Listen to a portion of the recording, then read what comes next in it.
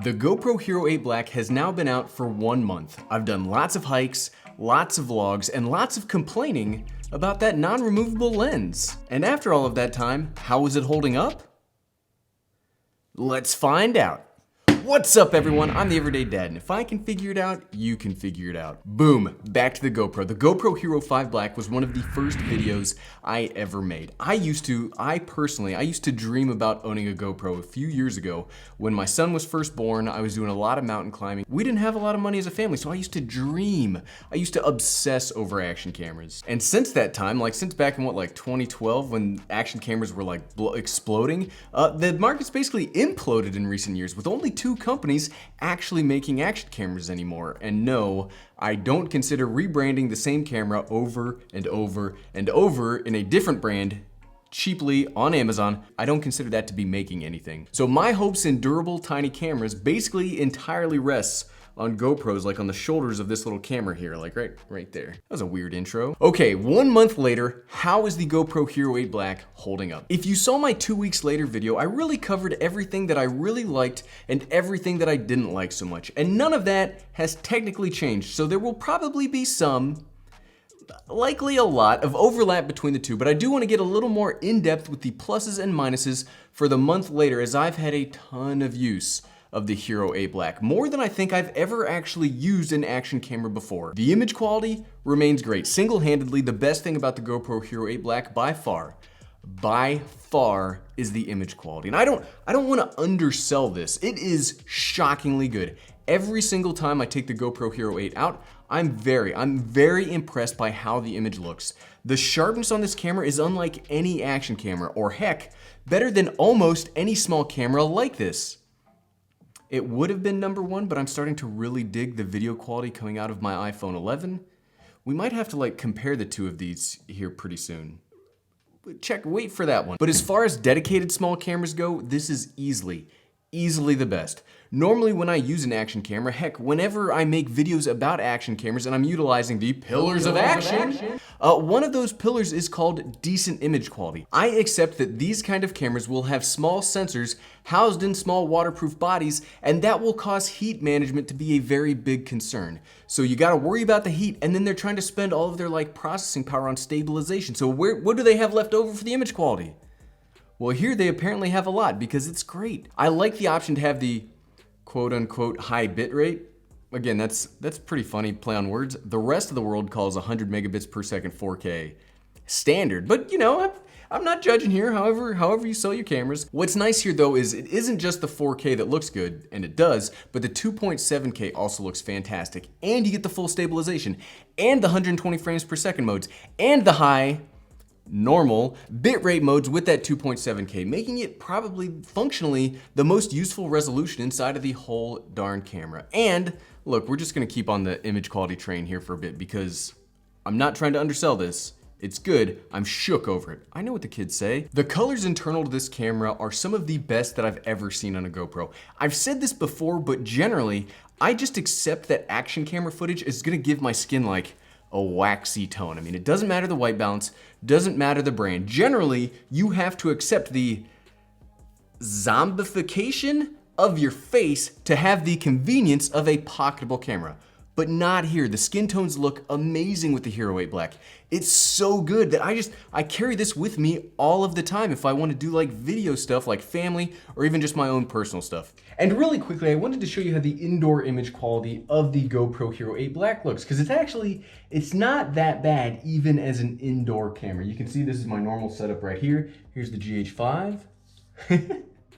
Here's my light, here's all this stuff. I did go to this main window that I've got because the GoPro works much better in natural light than it does in studio light. But yeah, this is the indoor image quality. One of the things that I hope you're not seeing right now, but one of the problems with using the GoPro as an indoor camera is the stabilization is built on the shutter speed. So the faster the shutter speed, the more calculations the algorithm can make to make the footage more stable. And when you take some of that out when you're trying to do low light and the shutter count slows down, then you can have legitimate problems with the stabilization where it gets all weird and warpy. Hopefully that's not happening right now. But I did just want to show you that yes, you could even in a pinch or in like an emergency, a YouTube emergency, I don't think those are real emergencies. But if you had to use the GoPro indoors, you can actually get pretty usable footage out of it. This is in 4K 30 in the linear mode, but you can see, look at how so much stuff, like it's so wide still, even then. But yeah, okay, back to the video. Do you like color grading? I mean, I don't, but there are crazy people out there. In the GoPro Hero 8, the footage grades better than any action camera I've used previously. I don't consider their flat profile to be a true log profile, but you combine that with the high, normal bitrate, and you do get more flexibility out of the files to pull down the shadows and bump up the highlights if you need to. Just don't be scared of your waveform looking like a huge jumbled mess that might freak you out. I mean, I'm not saying that I've been freaked out by a waveform before. Look, real talk, those things are scary. I know that I've mentioned this before, but it's so good that I'm gonna say it again. And you know what? Since this is my channel, I'm the boss. I'm gonna mention this in every GoPro Hero 8 video because this is the internal audio recording. The internal audio recording on the GoPro Hero 8 Black is crazy. Much like how shocking the image quality is, the vocals and the audio that records with the built-in front-facing microphone is, again, I'm gonna say this, I think I've said this, 3 or 4 times now? It's shockingly good. It's weird to keep trying to compare this to other action cameras out there because the other cameras out there right now, this is almost like a different kind of camera than anything that's come before. But comparing this to the GoPro Max, the GoPro 7 Black, the DJI Osmo, the Sony action camera, nothing is as good as the Hero 8 for audio. And some of those cameras aren't even waterproof. What's their excuse? None. They've got none amount of excuses. So image quality, audio quality, low light performance, everything comes together in the Hero 8. And like we said, let's hop outside really quick to show you again, because we did it last week, but we're gonna do it again because it's so good how this works as a vlogging camera, because this might be the best vlogging camera on the market right now. Let's go. Okay, and welcome to the vlogging test of the GoPro Hero 8 Black. So like we said indoors, I think this is probably the best vlogging style, like portable camera that you can bring with you if you don't have an iPhone 11. And again, we'll compare the two in a future video because this has changed a lot. This has changed a lot about what I do with cameras. But either way, this is the audio, this is the video. We're currently in 4K 30 frames per second in linear mode. While I'm out here on this beautiful hike today, I have the stabilization turned on. And you probably saw me bite it here not that long ago. I totally was hiking down the trail and then slipped. But at least we captured it for posterity's sake, right? So yeah, I do think the audio capabilities on this camera. Are great. The image quality is great. The stabilization is great. If you're looking for just a camera to vlog with, you'd be hard pressed to find a better camera than this. And it's so small. It's so unassuming. Like, we passed a group of other hikers on the way up here and they saw my big camera and they were like, oh, well, they noticed that. Like, people notice the big cameras, and if you're shy or you don't like talking on camera around people, something like this really helps just because of how small it is. And because these small cameras are starting to be super high quality, like it's a win, win, win. Ow, and I just got a thorn in the shin. That's how you know you're hiking. But yeah, that's the triple win. You're not gonna find too many win-win-wins out there in the world. And the wind's picking up, so you're also gonna hear how the wind cancellation works. It's the perfect day. It's the perfect day. All right, I'm gonna go back and continue this hike. You go back and continue with indoor Ted, because he's trapped indoors. Outdoor Ted, I'm the real one. Okay, back to the video. You know what? None of those previous 1,000 words really matters if the camera is a pain in the butt to use. And after using the GoPro Hero Max a few weeks ago, that really made me appreciate the Hero 8 even more. Yes, they have roughly the same interface, but there are a few changes GoPro made with the 8 that I don't think I could live without from now on. The biggest is something that I didn't even like when I did the unboxing of the GoPro. Spoilers, which is why I don't call what I do reviews, and I consider the videos I make to be like impressions in progress, because usage, I mean, the more you use something, your opinion will change for better or worse. So none of my videos are like, this is set in stone, blah, blah, blah.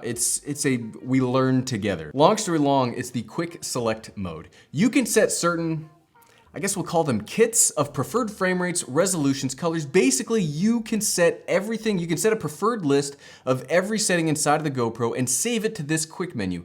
Then you can easily switch between them while in use. Now, why I like this so much is I really only have 3 of those like kits of settings that I use frequently. 4K 30 wide, 2.7K 120, and 4K 30 super view for when I want to show you everything. Knowing that it only takes a few seconds to switch between them all, that's so, I typed that with 8 O's in the script for emphasis, much easier and better than trying to change your frame rate while running or mountain biking or whatever your flavor of action is. It's easier to, okay, here's the thing I use all the time. Boop, done. Instead of like, oh, I want 4K, okay, we want 30, okay, we want GoPro colors. Like you can just switch so fast, so easy, so great. Lots of so's. And the last main thing that really has worked for me just insanely well over the past month, and we've been dancing around it and we haven't specifically talked about it yet, but you've absolutely seen it in work so far, is the stabilization. The Hypersmooth 2.0 is crazy good. Let me say that again. Crazy good. I was shocked at the GoPro Hero 7 Black and I thought that it had killed the gimbal. But whatever hope action camera gimbal companies had, I mean, whatever they had maybe a year ago is gone now. The gimbal is dead. Let's have a moment of silence to pay our respects. I do think, okay, back to it. I do think the GoPro Max has the better overall stabilization, but it has worse image quality. So with as good as this is, the Hero 8 though, with the Hypersmooth 2.0, I mean, you turned it on, it crops the video in a little bit, but the camera's field of view is so darn wide anyway that you don't miss it. What you gain is mind-blowingly smooth footage. But it's not like that floaty cam kind of stabilization. There's a little bit of natural movement to it, which is awesome. I also like that the stabilization works in more video modes. It stabilizes all the way up to 4K 60, but you also get that full stabilization in 2.7K 120, which is absolutely, that has turned this into one of my favorite slow motion cameras of all time. Sorry GoPro, but the GH5 is still probably the best slow motion camera right now. I'd have the two fight, but I'm pretty sure the GH5 would win in a street fight. It's a tough camera, and I'm not afraid of it at all.